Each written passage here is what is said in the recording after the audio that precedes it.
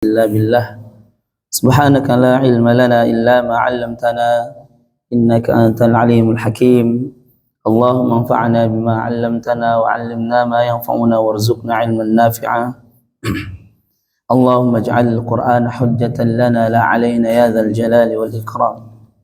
Ikhwani fi din, a'azakumullah. Alhamdulillah, kita bersyukur memuji Allah Jalla Jalaluh atas segala karunia yang telah Allah berikan buat kita, terlebih karunia keimanan, tauhid dan agama Islam di tengah fenomena akhir zaman yang banyak, di mana kaum muslimin dengan mudahnya berubah haluan ketika pagi hari beriman atau pagi hari dia istiqamah dengan hijabnya misal, tapi belum tentu di sore hari dia istiqamah dengan hijabnya. Bisa jadi kemudian dia berubah haluan, dan ini amat sangat mudah kecuali dia senantiasa berusaha memohon pertolongan pada Allah Subhanahu wa taala agar ia senantiasa dijaga oleh Allah, dipelihara, dan juga diberikan kekuatan di atas hidayah Islam dan iman. Dan mudah-mudahan keimanan dan Islam yang ada pada diri kita itu kita bisa mampu bawa sampai dengan Allah wafatkan kita di atas agama yang hanif ini. Dan mudah-mudahan wafatnya kita juga wafat dalam kondisi yang husnul khatimah. Salat beriring salam semoga senantiasa tercurahkan untuk junjungan Nabi yang mulia, Rasul kita tercinta Rasulullah Muhammad sallallahu alaihi wasallam.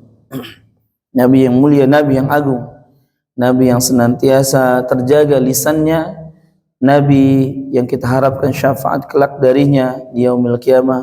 Dan mudah-mudahan kita termasuk bagian dari umat beliau sallallahu alaihi wasallam yang kelak mendapatkan pertolongan dari beliau, syafaat dari beliau, juga syafaat dari Al-Quran yang kita pelajari bersama. Allahumma amin ya rabbal alamin. Taib ikhwani fiddin, azakumullah. Hari ini kita lanjut pembahasan kita terakhir sampai ayat berapa?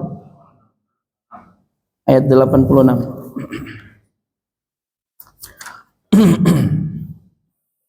Kita masuk ayat 87.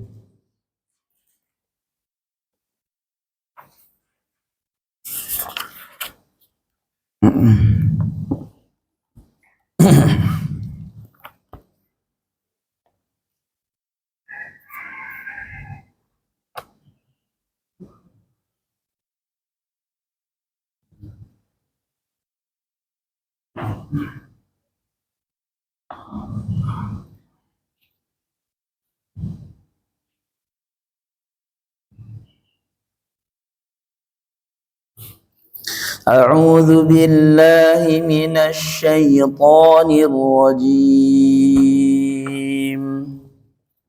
A'udzu billahi minasy syaithanir rajim. Walaqad atayna Musal kitaba wa qaffayna min ba'dihi birrusul.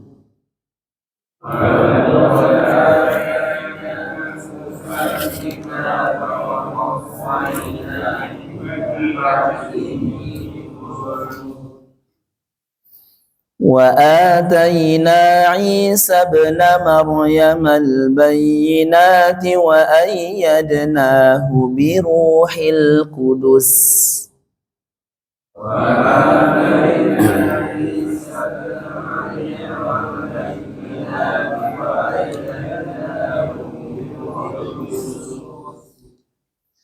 أفكلما جاءكم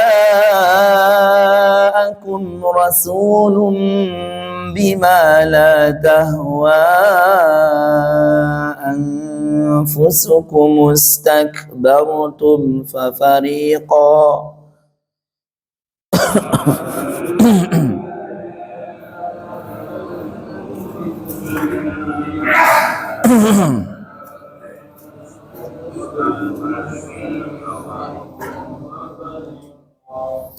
ففريقا كذبتم وفريقا تقتلون.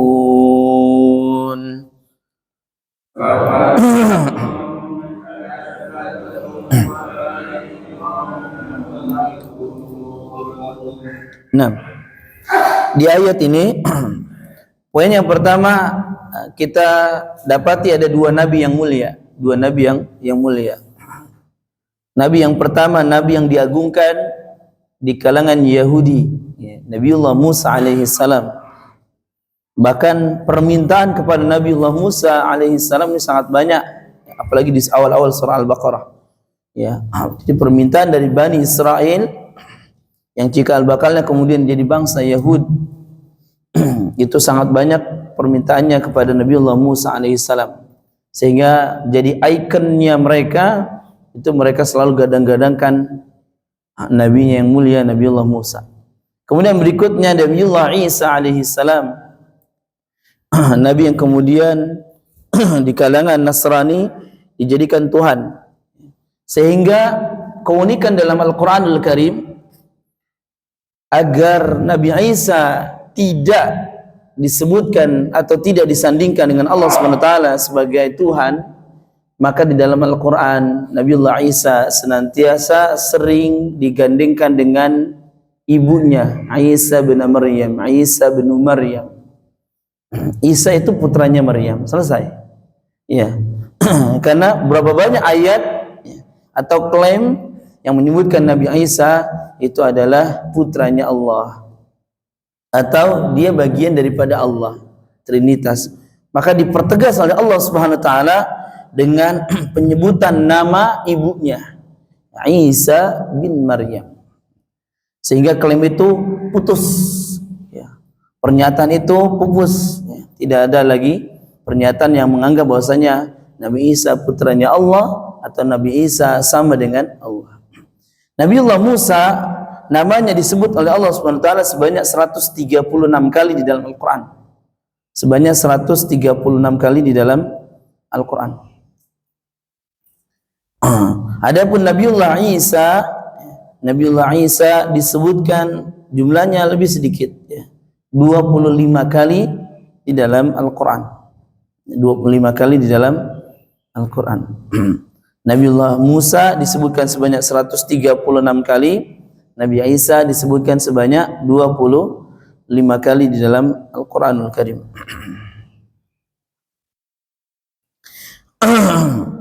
Kemudian berikutnya kita tengok dari sudut pandang yang lain.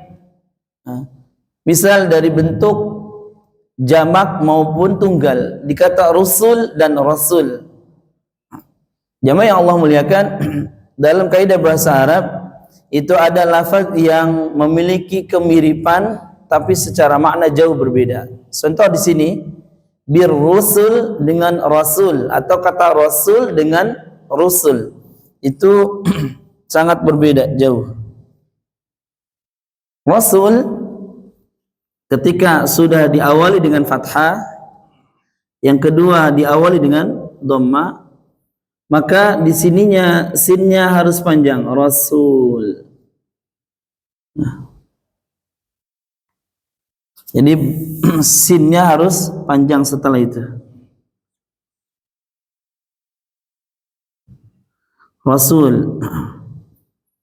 Sedangkan ketika diawali dengan dhamma, maka setelahnya harus pendek. Rasul. Yang ini bentuk tunggal, yang ini bentuk jamak ya. Sehingga kalau ini utusannya cuma satu, kalau ini bentuknya banyak, usul jumlahnya banyak. Maka hati-hati ketika kita membaca lafaz rasul atau rusul, itu yang kita harus perhatikan pertama kali adalah huruf ra-nya, dia fathah atau dhammah. Karena seringkali ada yang membaca ya ru pakai dhammah, tapi dia sinnya dipanjangkan rusul, rusul ya. Misalkan di akhir apa? Di akhir surah Al-Baqarah, wa kutubihi wa rusulih, itu kan bahaya sekali. wa kutubihi wa rusulih. Sinnya pendek. Jadi kata rasul dan rusul itu yang harus diperhatikan pertama kali adalah harokat yang dimiliki oleh huruf ra.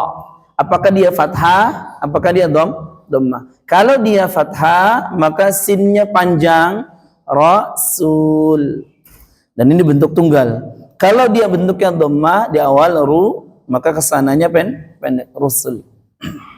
Ini yang harus kita perhatikan. Karena seringkali di ayat 87 ya, mim ba'dihi birrusul. Sulnya udah panjang tuh. Berarti dia sudah merubah makna. Maka harus kita perhatikan lafaz tersebut. Kemudian berikutnya ada qalqalah di ayat terakhirnya, taqtulun fa fariqan kadzabtum, ba memantul ringan ya, dan bentuknya tipis. Wa fariqan taqtulun maka bentuknya tebal atau bunyi yang dihasilkan itu tebal. Dan kita kembalikan qalqalah itu qalqalatun qutbu jadin wa qalqalatun qutbu jadin wal linu wa qalqalatun qutbu jadin wal linu. Ada 5, orang seringnya bilangnya baju di toko. Ada 5 huruf qalqalah. Ada 5 huruf qalqalah. Maka qalqalah poin yang pertama, jangan ada jeda antara pantulan dengan huruf setelahnya. Dengan huruf setelahnya.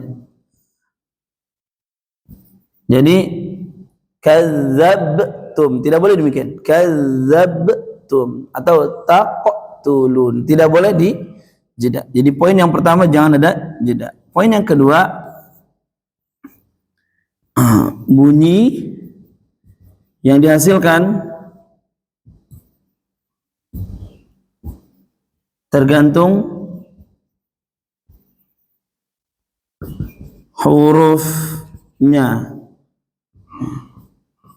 apakah tebal atau tipis. Nah, kalau kita tengok dari 2 huruf ini, maka 2 huruf ini yang menghasilkan tebal. 2 huruf ini yang menghasilkan tebal bunyinya,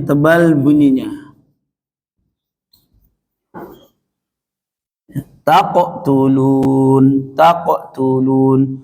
muhita. Ya, bunyinya vokal yang keluar vokal o. Adapun sisanya 3 huruf ini, maka tipiskanlah dia, tipiskanlah. Jadi yang ba, jim sama dal bunyinya tipis. Kadzabtum. Ya. Ini seringkali orang yang sering muncul itu, pertama dia memisahkan antara pantulan dengan huruf setelahnya. Contoh sederhana saja, itu akhir-akhir atau al-mu'awwidzat ya. Al-mu'awwidzat, 3 surah yang memohon perlindungan pada Allah Subhanahu wa taala. Al-mu'awwidzat yaitu suratul Ikhlas, Al-Falaq, An-Nas. Itu di Al-Ikhlas dan Al-Falaq itu seringkali memberi jeda. Qul huwallahu ahad, Allahus samad. Jadi telat, pantulannya telat. Contoh di ayat ketiganya, lam yalid wa lam yulad. Nah, ini seringkali demikian. Lam yalid wa lam yulad. Jadi seolah-olah pantulan itu harus memberikan kesan, diperjelas dengan cara memberi jeda, memberi batas. Padahal tidak demikian. Pantulannya sama kayak bola dilempar, mantul langsung balik.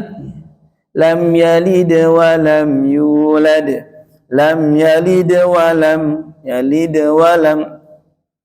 Qul huwallahu ahad. Ahad biasa. Al-Falaq misalkan bunyinya pantulannya o. Qul a'udzu birabbil falaq. Falaq, tidak falaq. falaqqa, atau bunyinya falaqqa. Maka hati-hati. Sekali lagi, ada dua poin yang harus kita perhatikan di ayat 87 pada surah Al-Baqarah ini. Jadi ada dua poin yang harus kita perhatikan dalam pembahasan qalqalah di ayat 87 surah Al-Baqarah. Pertama, setiap pantulan itu tidak boleh memberikan ruang dengan huruf setelahnya. Contoh, kadzabtum, kadzabtum di bagian akhir tidak boleh dibaca kadzabtum, kadzabtum, zabtum, tidak boleh. Langsung kadzabtum, zabtum, zabtum, demikian.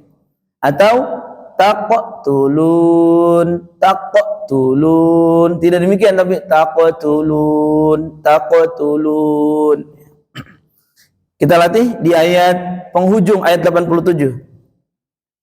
Fafariqan kadzabtum wa fariqan taqtulun.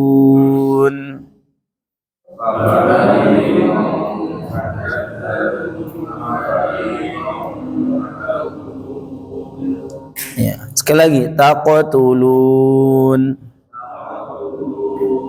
Nah. Yang Allah muliakan. Nah, sekarang kita lihat dari sudut pandang qiraat, dari sudut pandang qiraat. Kalau tadi dari pembahasan ilmu tajwid maupun ulumul Quran yang lain, sekarang kita bahas dari pembahasan ilmu qiraat. Di ayat 87 ada huruf dal, walaqad a, walaqad a. Ada huruf dal sukun, di depannya hamzah. Maka setiap huruf sukun, apapun hurufnya, di depannya ada huruf hamzah, punya harokat. Ini ada dua kunci ya, harus diingat.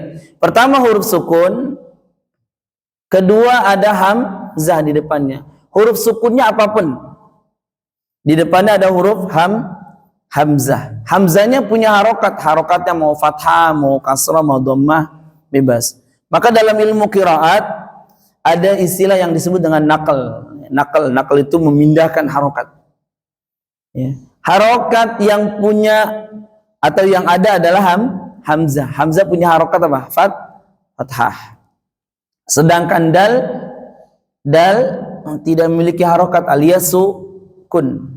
Maka dalam kaidah naql itu terjadi jika ada huruf sukun berhadapan dengan hamzah. Dan bagaimana cara memindahkannya? Jadi harokat hamzah yang fathahnya itu diambil oleh dal. Walaqad a, jadi bunyinya walaqada, walaqada, jadi sudah diambil. Sehingga hamzah itu bukan lagi jadi hamzah, jadi alif. Jadi alif. Dan ini disebut dengan naql. Walaqada, gitu bunyinya demikian. Walaqadataina. Sama seperti halnya di dalam surah Asy-Syams atau di surah di surah Al-A'la. Ada lafaz qad aflaha man tazakka, qad aflaha man tazakka, qad aflaha man zakkaha. Maka dalam istilah naql itu akan jadi bunyinya qad aflaha man zakkaha, qad aflaha man tazakka. Nah, itu disebut dengan istilah naql. Dan naql ini ada atau kaya dimiliki oleh Imam Warsh, bacaan yang hari ini dipakai resmi oleh negara Jazair. Negara Jazair resmi menggunakan riwayat Warsh dalam setiap pembacaan Al-Quran, baik di dalam maupun di luar salat. Jadi kalau ke Aljazair, jangan heran bacanya walaqadataina qad aflaha man zakkaha qad aflaha man tazakka. Dia bunyinya dengan naql. Itu dengan istilah dengan naql. Jadi naql itu banyak di riwayat yang lain. Di kita tidak ada naql. Jadi di riwayat kita tidak ada naql. Atau di riwayat yang lain menarik sekali. Jika ketemu hamzah, contoh walaqad ataina, ketika ketemu hamzah itu selalu disaktah. Selalu disaktah. Dan ini dimiliki oleh Imam Hamzah. Imam Hamzah dalam pembacaannya setiap kali huruf sukun ketemu hamzah itu maka disaktah. Di riwayat kita juga ada, di riwayat Hafs, tapi jalurnya bukan jalur yang umum kita baca. Itu dibaca dengan saktah. Saktah kita ketahui bahwasanya membacanya harus berhenti sejenak, enggak boleh nafas. Jadi kalau di riwayat Hamzah itu bunyinya walaqad ataina, ada jeda, betul-betul jeda. Walaqad ataina. Atau misalkan dalam surat Duha, walal akhiratu khairul laka minal ula, gitu. Jadi banyak saktahnya. Dan ini menjadi ciri khas mereka. Jadi Imam Hamzah bacaan ya perawi yang mana bacanya juga bersambung kepada baginda Nabi SAW itu selalu dan senantiasa membaca huruf sukun di depannya hamzah harus jeda dulu, harus saktah terlebih dahulu.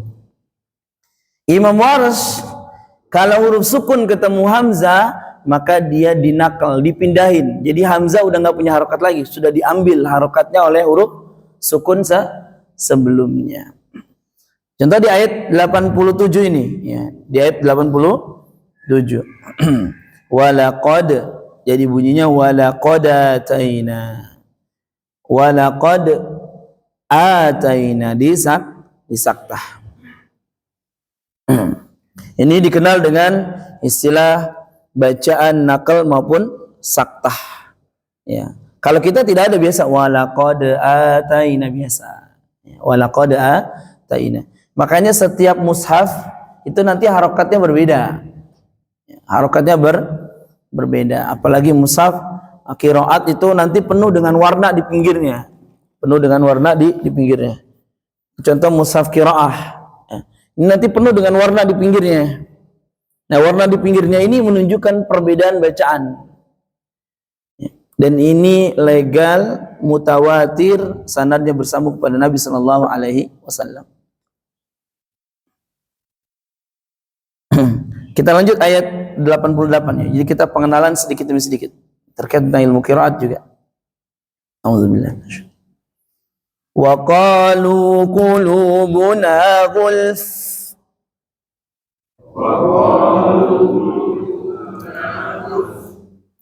Bal la'anahumullahu bikufrihim faqalilan ma yu'minun.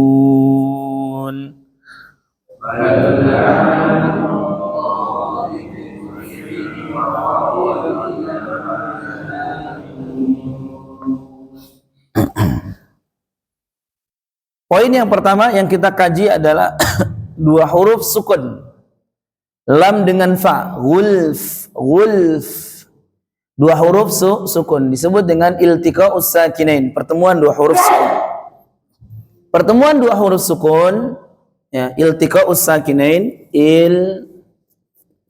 iltiqa'us sakinain, pertemuan dua huruf sukun. Maka yang ditinjau adalah, tinjauannya adalah huruf pertama. Huruf pertama sukun. Pertama yang sukunnya asli. Jika dia mengalir, alirkanlah jika hurufnya mengalir.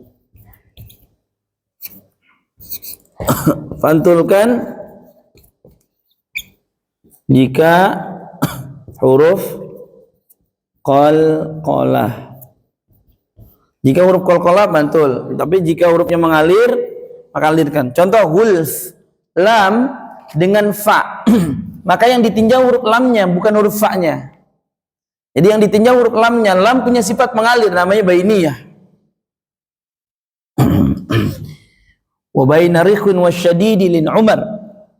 Di antara huruf syiddah dan huruf rakhawah ada yang namanya huruf huruf bainiyah atau tawassut. Maka huruf bainiyah atau tawassut punya sifat mengalir, tapi mengalirnya tidak deras, mengalirnya sedang. Contoh lam, lam punya sifat mengalir, maka dibunyikan gulf, gulf, gulf. Tidak boleh langsung dibaca gulf, gulf, gulf, gulf, tidak boleh.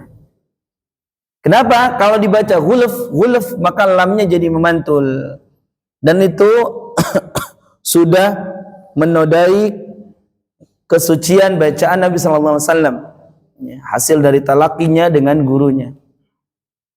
Yang mengalir, alirkan. Wulf, wal asr, asr, asr, tidak wal asr, wal asr.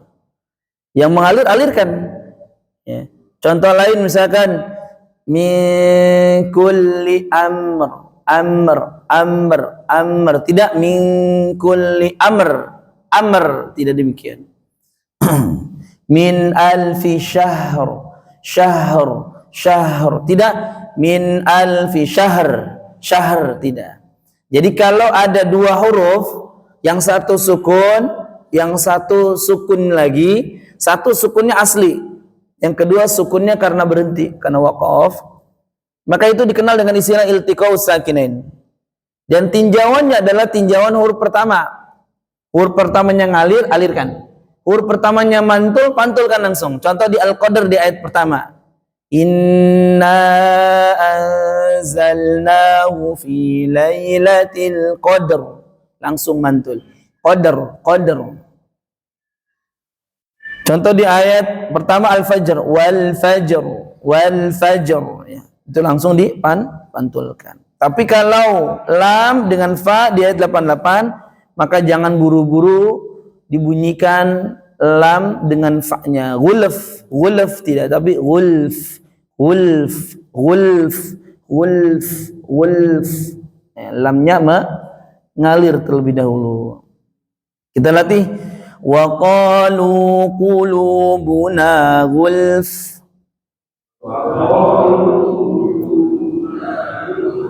Iya. Berikutnya lam ketemu lam. Berikutnya lam ketemu lam, atau kita kenal dengan idgham kembar. Idgham kembar. Idgham kembar. Idgham kembar dikenal dengan istilah idgham mislain atau mutamatsilain. Idgham mislain atau mutamatsilain.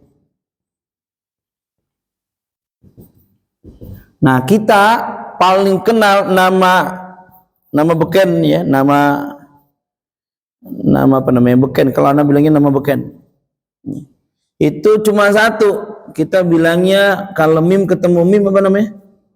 Nah itu mim sukun bertemu dengan mim, maka kita kenal dengan istilah idgham mimi. Ini udah kenalan ini dong dah. Padahal yang namanya idgham kembar banyak gak? Banyak. Lam ketemu lam barusan kita temukan. Lam ketemu lam. Maka lam ketemu lam bunyinya apa? Jadi idgham apa namanya? Idgham lili, lala. Yang satu lili, sana sebelah sana lala. Ini mau nyanyi mau lala lili. Idgham lami namanya. Ini orang Sunda senang menilami cina. Nah, jadi huruf kembar, ini ibu-ibu yang jadi guru TPA, kalau ada huruf kembar, ya mim ketemu mim, kita sering nyebutnya mimi, itu doang dah kenalnya. Mim ketemu mim, mimi. Terus nun ketemu nun jadi nini. Ba ketemu ba jadi bibi. Udah satu keluarga itu. Ada nini, ada bibi. Padahal tidak demikian konsepnya. Jadi konsepnya adalah nama huruf, ini rumusnya ya, harus diingat. Nama huruf, ini rumusnya. Nama huruf, ini rumus. Jadi biar kita tahu nanti. Nama huruf ditambah ya nisbah. Nisbah. Contoh mim ketemu mim, mim ketemu mim. Nama hurufnya apa? Mim. Mim ditambah huruf ya nisbah. Mim tambah ya jadi mimi. Mi ya gitu.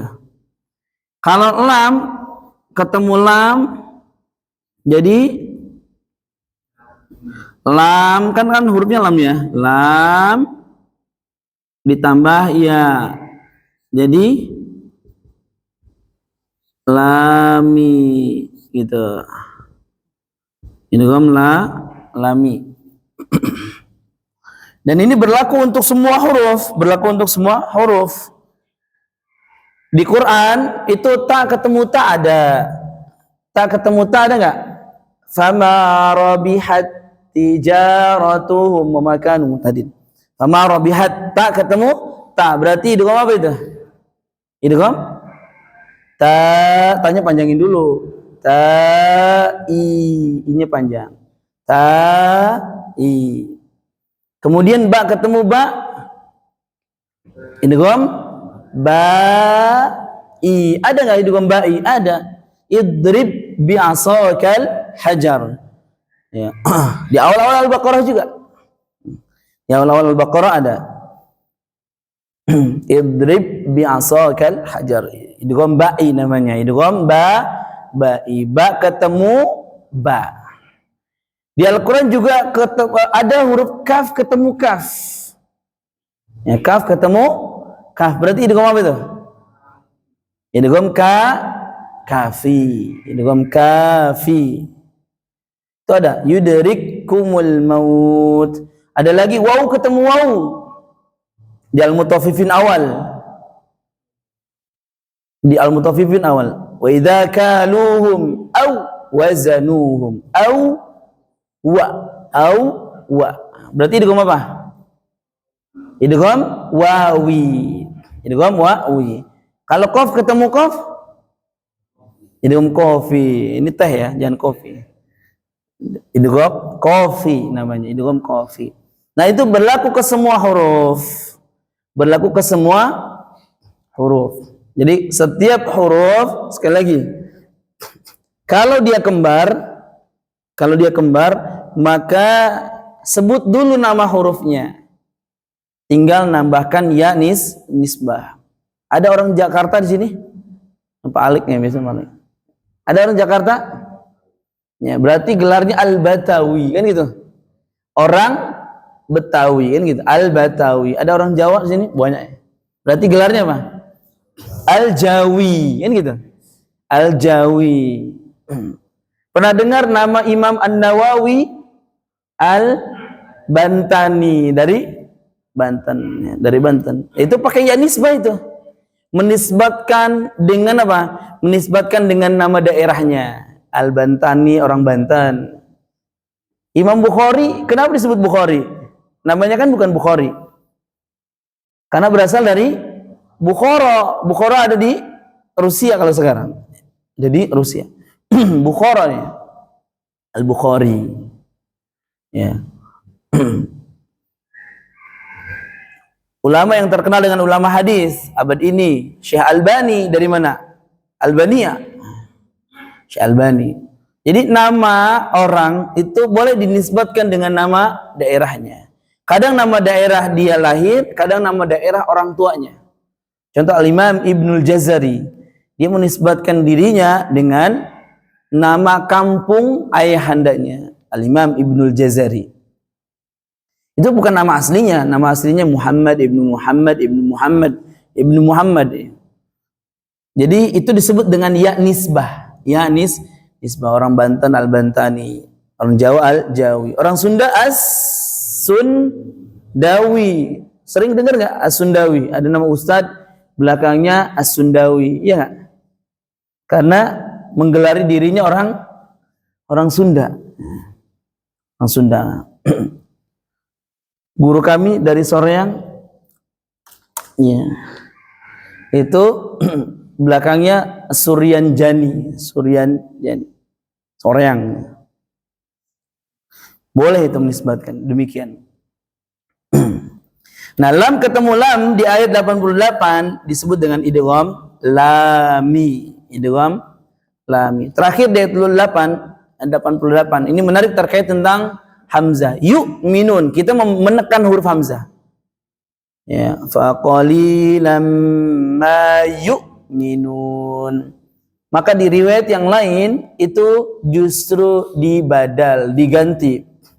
Hamzahnya dibuang, sisanya huruf waw. Maka di riwayat yang lain bunyinya faqalilam ma yu'minun. Yu'minun dibaca panjang, disebut dengan badal, mad badal. Yang membaca ini adalah riwayat Imam Warsh, riwayat As-Susi dan juga Imam Hamzah. Ya, membacanya dengan membadal atau mengganti hamzah dengan huruf mad yang ditumpanginya. Maka huruf hamzah itu menarik sekali. Satu, huruf hamzah ini jangan dikira huruf gampang. Huruf sulit di lisan orang Arab. Huruf sulit di lisan orang Arab. Bahkan dikenal dengan huruf paling sulit. Selain huruf dhad. Kenapa? Karena dia kondisinya jadi fleksibel. Dia bisa dibaca yu'minun. Dia bisa dibaca yu'minun. Dia bisa dibaca nakal kayak tadi walaqad ataina. Dia juga bisa dibaca dengan sakta walaqad ataina. Banyak sekali. Jadi cara baca dengan hamzah itu sangat banyak sekali. Kita baca kufuwan ahad. Itu bacaan minoritas dan cuma bacaan kita saja, riwayat Hafs. Kufuwan. Tapi bacaan mayoritas membacanya bukan kufuwan tapi kufuan ahad pakai hamzah. Kalau kita kufuwan pakai waw. Di riwayat yang lain justru fa-nya sukun. Kuf'an ahad. Kuf'an ahad. Ya. Itu lagi-lagi cara baca baginda Nabi sallallahu alaihi wasallam dengan disebut dengan istilah qiraat. Kita masuk ayat berikutnya, ayat 89.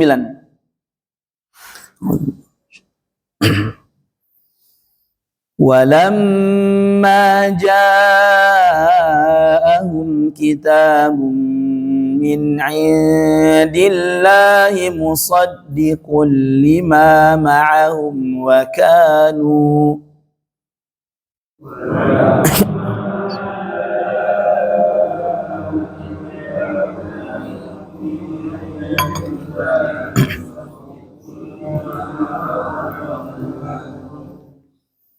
وَكَانُوا مِنْ قَبْلُ يَسْتَفْتِحُونَ عَلَى الَّذِينَ كَفَرُوا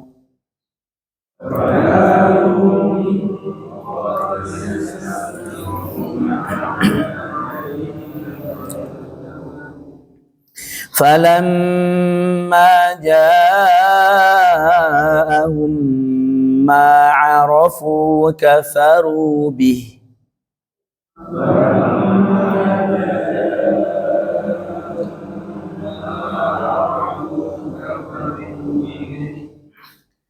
فَلَعْنَةُ اللَّهِ عَلَى الْكَافِرِينَ.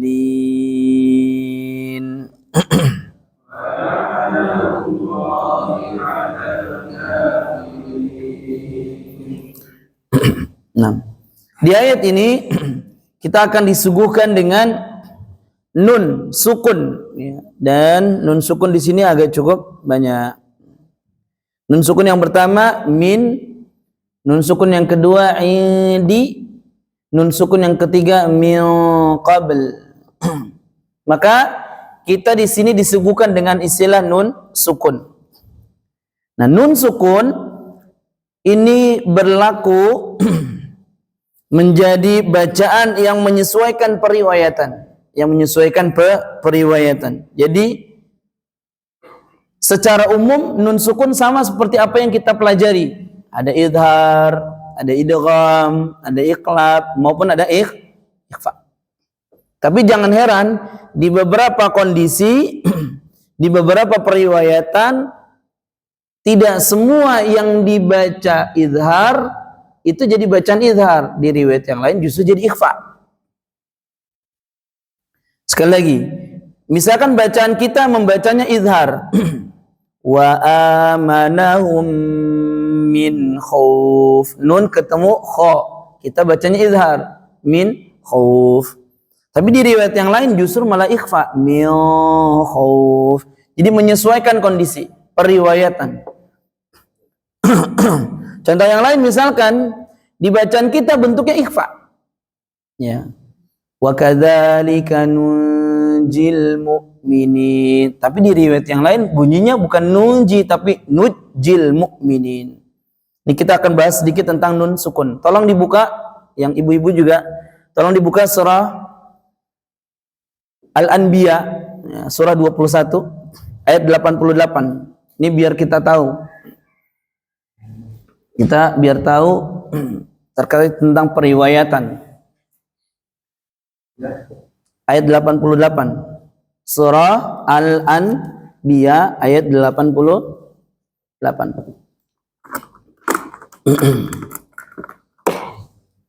Posisi kanan. Ayat 88. Sudah ketemu?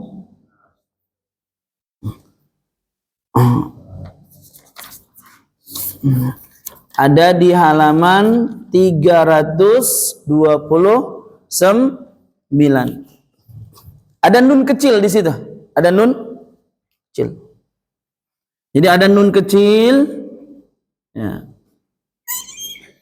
Ini kita nulisnya seperti ini. Ini tulisan asli Qur'annya. Tulisan asli Quran. Jadi ibu-ibu biar tahu tulisan Qur'annya seperti ini. Kemudian kita kasih warna. Warna menunjukkan tanda baca. Ini disebut dengan rasam. Jadi yang warna hitam rasam, yang warna hitam namanya rasam. Disebut rasam Utsmani ini, rasam Utsmani yang ini. Rasam Utsmani. Kemudian dikasih titik. Ini disebut dabat. Ya. Kemudian dikasih titik lagi, dabat. Kemudian ada nun kecil. Ini juga dabat. Ini dabat. Ini disebut dengan dabat periwayatan. Dikasih harokat juga sama. Ini disebut dabat. Ini disebut juga dabat. Dabat itu yang warna. Dabat itu warna. Tanda baca kalau bahasa kita. Tanda baca. Kita bacanya apa ini? Kita baca ayat 88, bacanya gimana? Ya? Nun apa nun? Bunyinya dengung apa tidak dengung? Bunyinya dengung. Nuji. Kenapa didengungkan? Karena riwayat. Ya, karena periwayatan kita harus membacanya dengan ikhfa. Tapi sesungguhnya dia memiliki dua cara baca. Ini memiliki dua cara baca. Ada dua cara baca. Dua cara baca. Cara baca pertama yang mayoritas. Ya, yang mayoritas bunyinya ini kita anggap nungji. Ya, kita anggap bunyinya eng gitu ya. Yang kedua bacaan minoritas. Bacaan minoritas bunyinya nujji, jimnya didouble, nujji. Bacaan minoritas nujji, bacaan mayoritas nujji. Pertanyaannya, kalau rasam Utsmaninya itu ditulis pakai nun. Jadi kalau rasam Utsmaninya di sini ada nun, nunnya langsung ditulis seperti ini. Nah, ini. Kira-kira kalau ditulis seperti ini langsung, yang nuji boleh nggak? Bisa nggak dibaca nuji yang ini? Bisa nggak dibaca nuji yang ini? Nggak bisa dibaca nuji. Yang ini nggak bisa dibaca nuji. Sehingga ada kaidah kalau ada dua cara baca, ya, ada dua cara baca di dalamnya, maka ditulis salah satunya saja. Nah, ini kira-kira ditulis dengan cara minoritas apa mayoritas? Ditulisnya dengan cara yang minoritas. Ditulisnya dengan cara yang minoritas. Jadi ditulisnya nuji saja. Nah, tinggal kalau yang mau nungji, yang mau baca nungji, yang mayoritas, tinggal nambahin nun kecil, nuji. Nah, tapi karena Rasam Utsmaninya nuji, ya, yang nuji tetap bisa dibaca, nujil mu'minin. Contoh lain, Maliki. Di surah Al-Fatihah, Maliki berapa huruf? 3 huruf. Maliki 3 huruf. Yang memendekkan mim mayoritas, Maliki, Maliki yaumiddin. Mayoritas membacanya pendek, Maliki yaumiddin. Nah, ketika mau dipanjangkan pakai riwayat, kita tinggal nambahin fathah berdiri, Maliki yaumiddin, gitu. Jadi pemberian tanda baca itu harus menyesuaikan apa? Menyesuaikan rasam. Dan Rasam Utsmani ditulis karena periwayatan, murni periwayatan. Sekali lagi, nuji kalau ditulisnya ada nun langsung di Quran, nunnya gede pula lagi, maka itu tidak bisa dibaca nujil mu'minin, sehingga tidak disebut dengan istilah Rasam Utsmani. Dan Rasam Utsmaninya gagal. Kenapa? Karena salah satu fungsi Rasam Utsmani adalah mampu mengcover bacaan yang beragam. Yang satu nunji tinggal nambahin nun, yang satu nujil mu'minin, nggak perlu pakai nun. Jadi kalau bacaan misalkan riwayat Syu'bah itu bacanya nujil mu'minin, ya, atau bacaan Imam Ibnu Amir Asy-Syam, daerah Syam, itu bacaannya nujil mu'minin. Wa kadzalika nujil mu'minin. Kalau kita wa kadzalika nujil mu'minin. Sehingga lagi-lagi bacaan Quran itu harus dinisbatkan ke periwayatan. Bacaan kita wa amanahum min khauf. Bacaan qiraah yang lain wa amanahumu min khauf. Min khauf, dengung. Min khauf. Maka nun sukun ini menjadi objek utama, sehingga ibu-ibu yang jadi guru TPQ kalau ditanya huruf izhar ada berapa, jangan bilang 6 ya. Ikhfa jangan bilang 15. Idgham bi gunah jangan bilang 4. Idgham bila gunah jangan bilang 2. Jadi huruf izhar, huruf idgham, huruf ikhfa sama, iklab sama, cuma satu, nun saja. Huruf nun saja. Jadi huruf izhar 1 nun, huruf idgham 1 yaitu nun, huruf iklab 1 nun, huruf ikhfa juga 1 yaitu nun. Kenapa? Karena nun yang bisa berubah. Nun di riwayat ini bunyinya n min khauf. Di riwayat yang lain min khauf jadi ikhfa. Di sini izhar, di sana ikhfa. Dia yang bisa berubah. Bisa berubah. Contoh, iklab. Orang bilang iklab hurufnya cuma 1 yaitu ba. Nah, ini keliru. Ba selalu dibunyikan mim ba'di. Tapi yang enggak dibunyikan itu nun. Nunnya dirubah. Kan iklab itu artinya merubah, menukar. Menukar apa? Bunyi n jadi bunyi m, bunyi n jadi bunyi m. Yang tadinya min ba'di jadi mim ba'di. Berarti huruf iklabnya cuma 1, nunnya bukan ba'nya. Karena yang ditukar bukan ba tapi nun, yang dibunyikan bukan ba tapi nun. Ini seringkali orang terjebak dengan belajar ilmu tajwid yang tidak mengambil periwayatan di awal, sehingga dia selalu terjebak dengan istilah huruf idhar 6, hamzah, ain, ha, ghin, kha. Padahal hurufnya cuma satu, nun saja. Huruf idgham ada 6, yarmaluna, ya, ra, mim, lam, waw, nun. Padahal cuma satu, nun saja. Iqlab 1, bukan ba tapi nun. Ikhfa bukan 15 tapi satu, nun, gitu. Karena lagi-lagi yang bunyi dengung, yang bunyi samar ya nun, yang bunyi idhar ya nun, yang ditukar ya nun, gitu. Iqlab namanya. Balik ke ayat yang tadi kita baca. Di ayat 88, walamma ja'ahum kitabum min, bunyinya idhar, nunnya indi, idharnya nggak ada, jadi samar, indi. Ya, mil qabl, jadi mil qabl bunyi samar lagi. Sehingga sekali lagi huruf idhar, idgham, iqlab, ikhfa cuma satu, yaitu sama-sama huruf nun, bukan huruf yang di depannya. Karena huruf di depannya itu fleksibel dan tergantung periwayatannya. Kita masuk ayat berikutnya. Bi'sa mashtarau bihi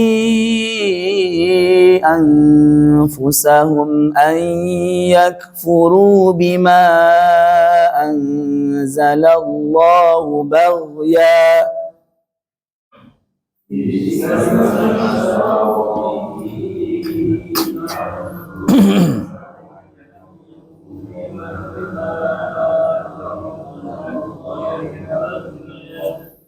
Baghyan an yunazzilallahu min fadlihi ala man yasha'u min ibadihi.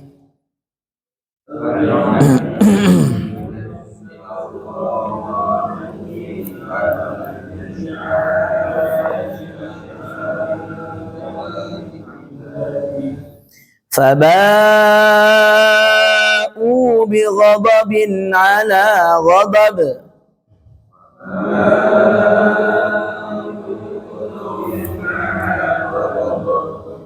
Walil kafirina adzabun muhin.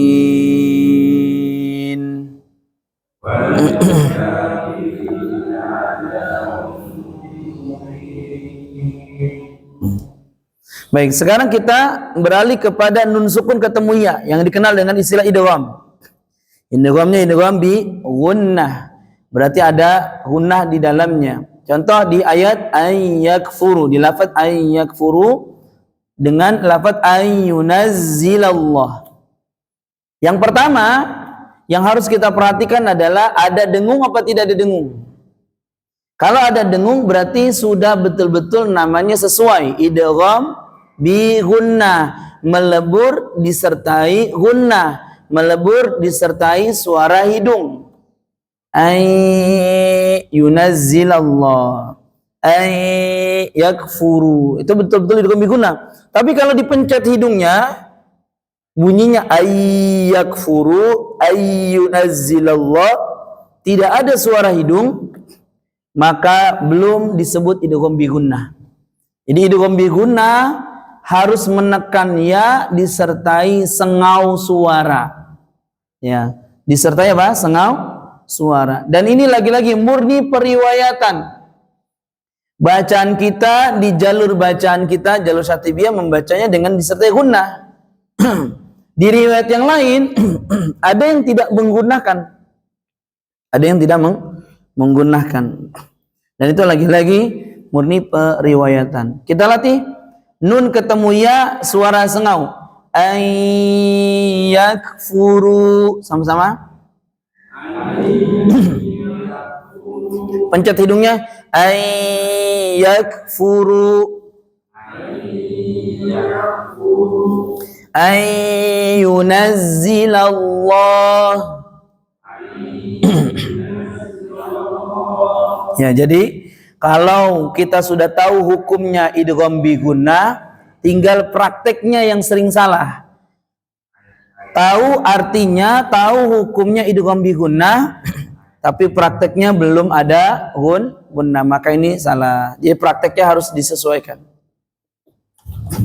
Ayat berikutnya. Wa idza qila lahum aminu bima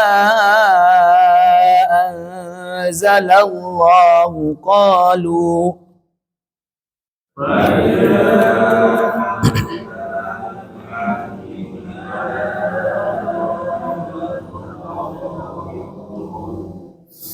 qalu nu'minu bima unzila alaina wa yakfurun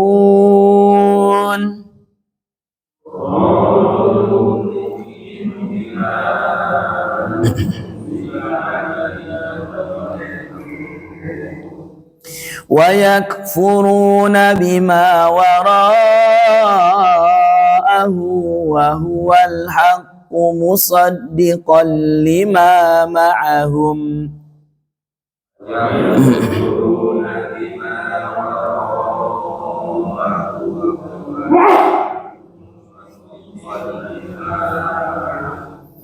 Qul falima taqtuluna anbiya Allahi min qablu in kuntum mu'minin.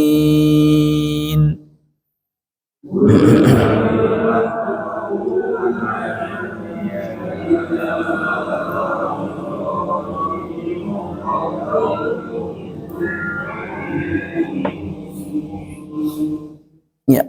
Di ayat ini yang kita akan ingatkan ulang adalah terkait tentang nun sukun di kata min qablu in kuntum.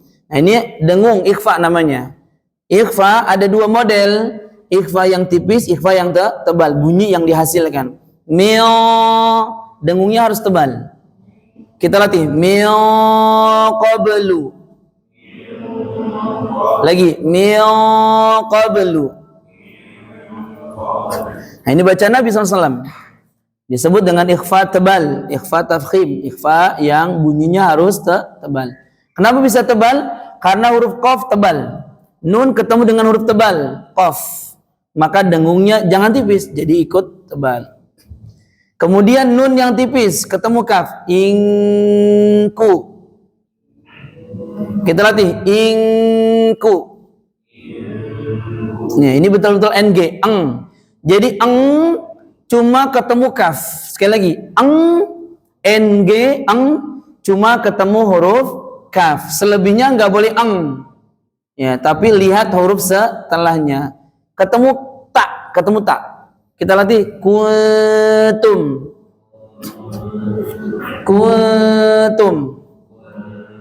Latihannya gini, huruf ta ada di mana? Ta ada di ujung lidah. Ketemu dengan apa? Ketemu dengan tempat tumbuhnya gigi seri. Tempat tumbuhnya gigi seri di sini. Nah, tempat tumbuhnya gigi seri. Nah, dengungnya deketin ke situ. Bunyi dengungnya dekatkan ke area dekat gigi seri tumbuh. Kuntum. Kita latih kuntum. Banyak orang menganggap ikhfa eng, udah gitu aja. Padahal ikhfa tidak semuanya eng. Ikhfa tidak semuanya eng, ng. Kalau ng itu ketemu kaf, karena kaf itu ada di pangkal lidah di belakang. Ini hurufnya huruf belakang dia. Maka jauh ke belakang. Ke belakang tuh dia. Bunyi ng-nya ke belakang kerasa. Ku. Tapi kalau di depan jangan kung, tapi tipiskan dan kecilin ya, jangan bunyi ng. Kita latih min qablu in kuntum mu'minin.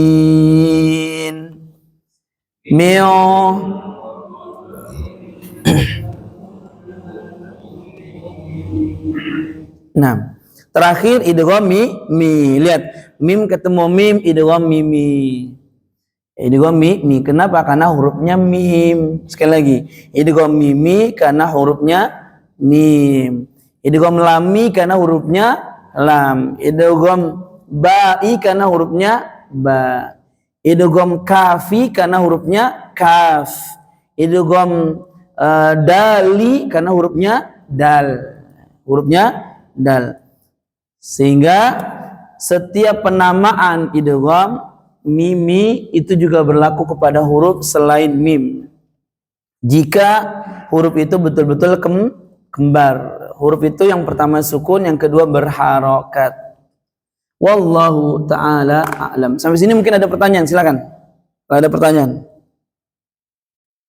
silakan. Jemaah yang Allah muliakan, silakan kalau ada pertanyaan terkait tentang bacaan kita atau di luar tema boleh.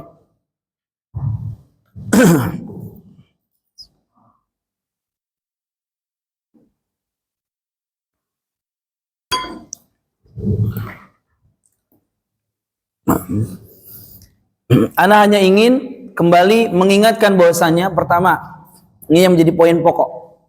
Setiap kita baca Al-Quran itu harus disesuaikan dengan riwayat yang sedang kita baca. Nggak mungkin kita membaca hadis riwayat Bukhari tapi pakai redaksi lafaznya, redaksi lafaz Muslim, nggak bisa. Karena masing-masing punya penelitian berbeda. Walaupun Imam Bukhari menjadi gurunya Imam Muslim.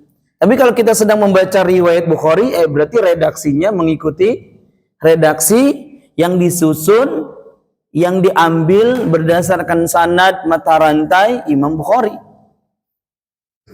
Begitupun sama, kita membaca Sahih Muslim, di dalam kitabnya Sahih Muslim, tentu redaksi lafaz-lafaznya kita tidak campurkan dengan redaksinya dari Imam Bukhari, walaupun Imam Muslim muridnya.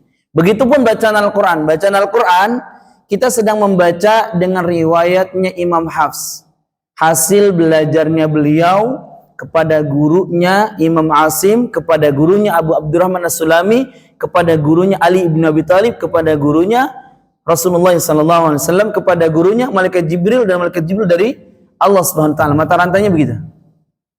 Tiba-tiba kita baca Hafs tapi dicampur dengan riwayat yang lain, otomatis apa? Tercampur. Namanya tercampur berarti tidak bersih lagi secara periwayatan, tidak suci lagi secara periwayatan. Maka ketika mencampur adukan bacaan atau disebut dengan istilah talfiq, itu sesungguhnya sudah menodai bacaan Nabi Shallallahu Alaihi Wasallam. Maka poin yang pertama, harus diniatkan kita baca Al-Quran bentuknya ibadah dan harus menyesuaikan periwayatan. Yang kedua, harus dengan ilmu tajwid. Al-Imam Ibnu Jazari menyebutkan wal akhdhu bit tajwidi hatmul lazim. Mengambil bacaan Al-Quran dengan tajwid itu hukumnya kewajiban yang ditekankan. Man lam yusahhihil Qur'ana athim. Siapa yang tidak membaguskan bacaannya, atau di redaksi yang lain, man lam yujawwidil Qur'ana athim, siapa yang tidak mentajwidkan bacaannya maka dia berdosa. Kenapa bisa berdosa? Nah, ini yang menjadi garis bawahi. Li'annahu bihil ilahu anzala wa hakadha minhu ilaina wasala. Karena Al-Quran diturunkan periwayatannya plus dengan kaidah cara bacanya. Plus dengan kaidah cara bacanya. Sampai kepada kita dari awal, dari hulu sampai ke hilir, dari awal bacaan diterimanya Nabi SAW membaca itu sudah dengan tajwid. Sampai kepada kita pun harus dengan tajwid. Nah, tajwid itu bagaimana? Ya, tajwid itu tadi, kalau dia disuruh dengung ya dengung. Ya, kalau disuruh dengungnya tebal ya dengungnya tebalkan kita. Kalau misalkan dia dibacanya tidak boleh idhar, ya jangan diidharkan. Ya, contoh min qabl, jangan min qabl. Itu disebut dengan tajwid. Kalau panjangnya durasinya kurang ditambahkan. Kalau bacanya kepanjangannya dikurangi, itu disebut bertajwid, ya. Dan bertajwid itu bukan sekedar menjaga makna, bukan sekedar menjaga periwayatan, tapi lebih kepada bagaimana kita memiliki adab kepada Allah Subhanahu wa ta'ala. Contoh sederhana ini sebagai penutup. Orang biasanya kalau azan itu suka menambahkan antara a dengan barnya. Contoh ada yang azan Allahu Akbar, banyak panjang. Berarti artinya Allah dipukul-pukul karena bar itu menunjukkan benda seperti pentungan yang kemudian dipukul-pukul. Mungkin kalau sekarang kayak beduk gitu ya. Kayak beduk. Jadi kalau ba-nya dipanjangkan artinya apa? Allah kayak beduk yang dipukul,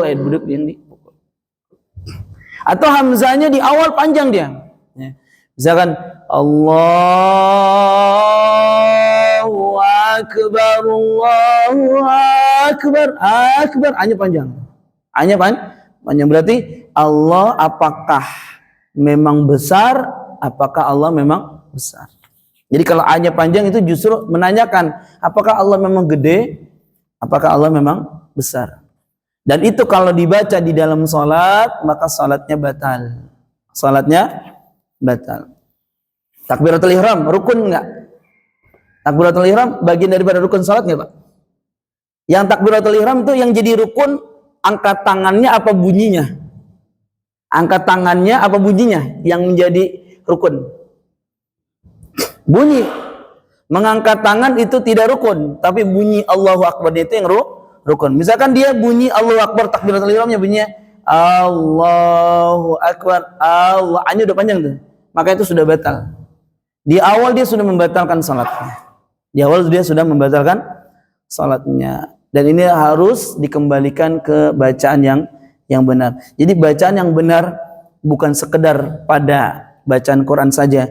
Justru bacaan yang benar itu akan berending lurus dengan bacaan yang benar dalam ibadah salat kita, ibadah zikir kita, ibadah doa kita. Ini semuanya akan jadi benar. Itu berawal dari apa? Belajar tahsinul Quran. Wallahu taala alam wa sallallahu ala nabiyina Muhammadin wa ala alihi wasallam.